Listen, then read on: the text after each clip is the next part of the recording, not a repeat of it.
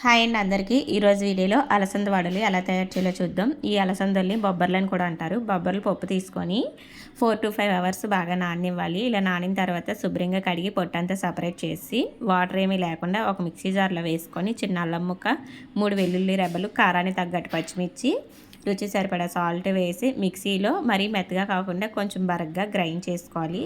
ఇలా గ్రైండ్ చేసిన తర్వాత ఇప్పుడు కొంచెం జీలకర్ర, సన్నగా పొడవుగా కట్ చేసిన ఆనియన్స్, సన్నగా తరిగిన కొత్తిమీర యాడ్ చేసుకొని మొత్తం ఒకసారి బాగా కలిసేలాగా కలుపుకోవాలి. ఇప్పుడు స్టవ్ ఆన్ చేసి స్టవ్ మీద డీప్ ఫ్రైకి సరిపడా ఆయిల్ పెట్టి ముందుగా కలిపిన పిండిని కొంచెం కొంచెంగా తీసుకొని ఇలా వడల్లో ఒత్తి ఆయిల్లో వేసుకోవాలి. వడలు వేసిన తర్వాత స్టవ్ మంటను మీడియం ఫ్లేమ్లో కానీ హై ఫ్లేమ్లో కానీ పెట్టి రెండు వైపులా బ్రౌన్ కలర్ వచ్చేంత వరకు బాగా ఫ్రై చేసుకోవాలి. ఇలా బ్రౌన్ కలర్ వచ్చిన తర్వాత ఒక ప్లేట్లో తీసుకుంటే ఎంతో టేస్టీగా అలసంద వడలు అయితే రెడీ అయిపోతాయి. ఈవినింగ్ స్నాక్స్లోకి సూపర్గా ఉంటాయి. ఒకసారి మీరు తప్పకుండా ట్రై చేయండి. నా వీడియో నచ్చినట్లయితే లైక్ చేసి సబ్స్క్రైబ్ చేసుకోండి. Bye bye.